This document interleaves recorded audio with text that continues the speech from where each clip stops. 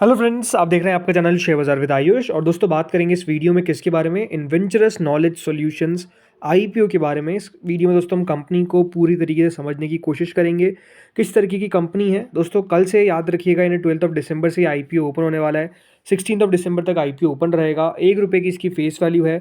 1265 से 1329 का इसका प्राइस बैंड है। 11 शेयर्स का लॉट साइज है। करीबन दोस्तों 2497 करोड़ का ये आईपीओ होने वाला है, जिसमें से पूरा का पूरा एक ओएफएस रहेगा। याद रखिएगा, सारे का सारा पैसा जो है वो बेसिकली कहाँ जाने वाला है? जो इसके अंदर एग्जिस्टिंग इन्वेस्टर्स थे वो अपना दोस्तों हिस्सा बेचते हुए नजर आने वाले हैं। तो ये बात ध्यान रखिएगा, इस आईपीओ के अंदर ₹1 भी कहाँ नहीं जाएगा, बेसिकली कंपनी के अंदर नहीं जाने वाला है। ये सारा का सारा पैसा दोस्तों बेसिकली कैश इन होता हुआ दिख रहा है, आप कह सकते हैं। जो प्रमोटर्स थे या फिर जो इन्वेस्टर्स हैं, वो अपना दोस्तों हिस्सा इस आईपीओ के अंदर बेच रहे हैं, राइट। कोई भी फ्रेश इशू कंपनी लेकर नहीं आई है। दोनों एक्सचेंजेस पे आप याद रखिएगा, ये आईपीओ आपको लिस्ट होता हुआ दिखेगा। तो सबसे पहले तो दोस्तों समझते हैं कि ये कंपनी किस तरीके की है।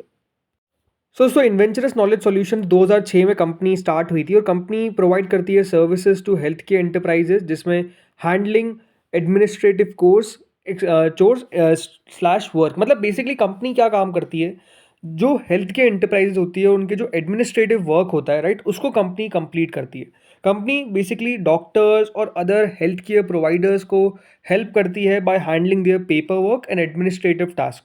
आईकेएस दोस्तों काफ़ी सारी चीज़ें ऑफर करती है, जिसके अंदर clinical support, medical documentation, management, virtual medical scribing और बहुत कुछ यहाँ पर कंपनी ऑफर करती है। जो कंपनी का दोस्तों काम है वो हेल्थ केयर टेक्नोलॉजी कंपनी है, जो बेसिकली यहाँ पर आसान कर देती है और फास्टर करती है उनका काम for patients to get the care they need while reducing the administrative burden on health care providers. तो इस तरीके का दोस्तों कंपनी का कारोबार है। होपफुली आपको थोड़ा थोड़ा समझ में आ रहा होगा किस तरीके से दोस्तों उनका बिजनेस एंटरप्राइजेस चलता है। आपको और थोड़ा सा डिटेल में बताता हूँ। देखिए, यहाँ पर कंपनी जो है वो ऑफर करती है प्लेटफॉर्म, जो बेसिकली हेल्थ केयर इंटरप्राइजेस और उसके जो आउट पेशेंट है और इन पेशेंट है उसकी केयर किस तरीके से की जा सके। अब देखिए, आउट पेशेंट में क्या होता है? आउट पेशेंट में कंपनी सर्विसेज देती है, उसको एम्ब्यूलेटरी केयर कहा जाता है, राइट। इसके अंदर कंपनी मेडिकल केयर देती है without requiring admission to a hospital और other facility and include observation, consultation, diagnosis, rehabilitation, intervention और ट्रीटमेंट सर्विसेज, राइट। तो इसके अंदर ये सारी चीज़ें आ जाती है, राइट। ऑब्जर्वेशन, कंसल्टेशन, डायग्नोसिस, मतलब उसको वापस से सही करना, राइट, इंटरवेंशन, ट्रीटमेंट जो भी देना है। अब इन पेशेंट में आता है दोस्तों यहाँ पर जो प्रोविजन होते हैं of medical treatment for patients who have been admitted to a hospital और मेडिकल फैसिलिटी, जिनको एक ओवरनाइट स्टे की ज़रूरत है और थोड़ा बहुत ड्यूरेशन एक्सटेंड कर सकते हैं। मतलब मेजरली आप समझ सकते हैं कि देखिए, आउट पेशेंट में बहुत सारी चीज़ें करनी पड़ती है। इन पेशेंट में अगर आप देखेंगे तो ओवरनाइट स्टे से या फिर थोड़ा बहुत ड्यूरेशन को एक्सटेंड करके काम चल जाता है, ठीक है। 30 सितंबर 2024 के हिसाब से दोस्तों कंपनी ने अभी तक 778 हेल्थ केयर ऑर्गेनाइजेशन, जिसमें health systems, multi speciality medical groups और अदर आउट पेशेंट और इन पेशेंट प्रोवाइडर्स हैं, इनको अभी तक दोस्तों कंपनी ने यहाँ पर अपनी सेवाएं दे रखी है।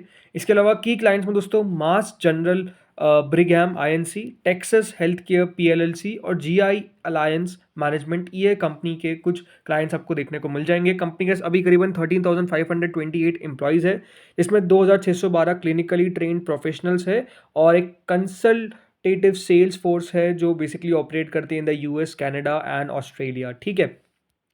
जो कंपनी की दोस्तों कॉम्पिटिटिव स्ट्रेंथ है इसमें, अगर हम बात करते हैं तो देखिए, कॉम्प्रिहेंसिव वन स्टॉप प्लेटफॉर्म है कंपनी का, जो यहाँ पर बहुत सारी सर्विसेज आउट पेशेंट और इन पेशेंट केयर के लिए प्रोवाइड करता है। दूसरा, कंपनी अपने डिजिटल इवोल्यूशन को लेवरेज करती है, ट्रांसफॉर्मेशन और ऑटोमेशन टेक्नोलॉजी ताकि क्रिएट की गई है, ताकि sustain value based outcome deliver किया जा सके, राइट। इसके अलावा दोस्तों company strong brand among health care organisation and physicians आपको देखने को मिल जाती है। और सस्टेनेबल एक स्केलेबल बिजनेस मॉडल है कंपनी का, जिसमें कंपनी बहुत सारे क्लाइंट्स को ऑफर करती है सर्विसेज, फ्लेक्सिबिलिटी है, कॉस्ट सेविंग है, हाई टच 215 इंगेजमेंट है through access to project executive sponsors और लीडरशिप टीम्स, जो एक बहुत अच्छा क्रॉस सेलिंग अपॉर्चुनिटी क्रिएट करती है। अब देखिए, कोई भी बिजनेस है तो उसकी स्ट्रेंथ है और वीकनेस है। स्ट्रेंथ क्या है बेसिकली इस कंपनी की? तो देखिए, स्ट्रेंथ पहली तो यही है कि एक डाइवर्सिफाइड प्लेटफॉर्म है, जिसमें कंपनी बहुत सारे सॉल्यूशंस ऑफर कर रही है आउट पेशेंट और इन पेशेंट केयर वैल्यू चेन को। दूसरा, डिजिटल इवोल्यूशन हुआ है और एक ऑटोमेशन है, technology enhance value based on outcomes. तीसरा, स्ट्रॉन्ग ब्रांड लीडरशिप है थ्रू आईकेएस एडवाइजरी बोर्ड और इंडस्ट्री पार्टनरशिप। चौथा, ओवर 90% इनके रिपीट क्लाइंट रेवेन्यू रिफ्लेक्ट करता है हाई क्लाइंट सेटिस्फैक्शन और लॉयल्टी। अब रिस्क क्या है? रिस्क दोस्तों पहला तो ये है कि कंपनी के ऊपर फॉरेन एक्सचेंज मैनेजमेंट एक्ट जो यहाँ पर चल रहा है, मतलब फेमा चल रहा है, और इसके कोई अगर रिजल्ट आता है, रेगुलेटरी पेनल्टी होती है या फिर फीस लगती है, तो इसके ऊपर कंपनी का नो डाउट दिक्कत आ सकती है। दूसरा, ऑनगोइंग लिटिगेशन भी कंपनी की रेपुटेशन और फाइनेंशियल कंडीशन को हार्म कर सकते हैं। तीसरा, failure to innovate AI driven solution, ये भी कंपनी के ऊपर नेगेटिवली इंपैक्ट कर सकता है रेवेन्यू और रेपुटेशन को। और चौथा, नॉन कंप्लायंस अगर हेल्थ केयर रेगुलेशन के साथ किया जाता है तो ओवरऑल इससे भी कंपनी के बिजनेस पर असर पड़ सकता है। अब अगर हम बात करते हैं कंपनी के फाइनेंशियल्स को लेकर, तो देखिए कंपनी का रेवेन्यू कुछ इस तरीके से 2022 में 784 करोड़ का रेवेन्यू था, 2023 में 1060 करोड़ का रेवेन्यू हुआ, 2024 के अंदर 1857 करोड़ का कंपनी ने रेवेन्यू रिपोर्ट किया। अब देखिए 30 सितंबर 2024 के हिसाब से कंपनी ने अभी तक करीबन 1294 करोड़ का रेवेन्यू जो है वो बेसिकली रिपोर्ट ऑलरेडी कर दिया है, यानी 2 क्वार्टर्स के अंदर ही कंपनी ने 1300 करोड़ के लगभग का रेवेन्यू रिपोर्ट किया है। अब मुनाफे की अगर बात करें तो कंपनी का मुनाफा 2022 में 232 करोड़, अगले साल 305 करोड़, देन 370 करोड़, और अभी तक कंपनी ने 208 करोड़ का जो प्रॉफिट है वो बेसिकली दोस्तों रिपोर्ट ऑलरेडी कर दिया है। तो अगर कंपनी इसी रन रेट से चलती रही तो दोस्तों कंपनी इस बार 2000 करोड़ के मार्क को भी पार कर सकती है इन टर्म्स ऑफ रेवेन्यू, और प्रॉफिटेबिलिटी में भी कंपनी हो सकता है कि दोस्तों 400 करोड़ तक हमको पहुंचती हुई दिख जाए। अब अगर बात करता हूं दोस्तों कंपनी के परफॉर्मेंस इंडिकेटर्स को लेकर, तो देखिए रिटर्न ऑन इक्विटी कंपनी का 32% का है, रिटर्न ऑन कैपिटल एम्प्लॉयड 31.56% का है, डेट टू इक्विटी बढ़िया है, रिटर्न ऑन नेटवर्थ कंपनी का बढ़िया है, प्राइस टू बुक वैल्यू 19 के आसपास आ रहा है, और कंपनी का मार्जिन आपको 20% तक देखने को मिल जाएगा। अब वैल्यूएशंस की बात करते हैं, तो देखिए कंपनी अपना आईपीओ लेकर आ रही है at a valuation of 54.66, right. अभी बात ध्यान रखिए, अगर हम बात करते हैं पीयर कंपैरिजन का, तो देखिए कोई भी एज सच कंपनी भारत में लिस्टेड नहीं है जिसको दोस्तों हम कंपेयर कर सकते हैं किसके साथ, इन्वेंचरस नॉलेज सॉल्यूशंस के साथ। देखिए हाल ही की एक लिस्टेड कंपनी है सैजिलिटी, राइट। कंपनी कहती है कि हम आप उससे हमको जरूर कंपेयर कर सकते हैं।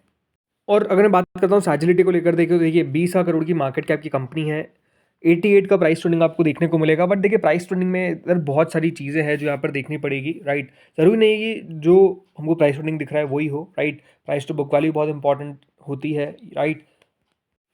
और जहाँ पर दोस्तों बेसिकली ट्रेड कर रही है, या फिर हम कह सकते हैं आईपीओ आई है कंपनी 54.66 की प्राइस ट्रेंडिंग पे, वह ध्यान रखिएगा थोड़ा सा बिजनेस यहाँ पर डिफरेंस है, कुछ पोर्शन कंपनी का मिलता जुलता है। तो कंपनी ने ये बताया था कि रिसेंटली लिस्टेड सैजिलिटी हमारी एक पीयर है।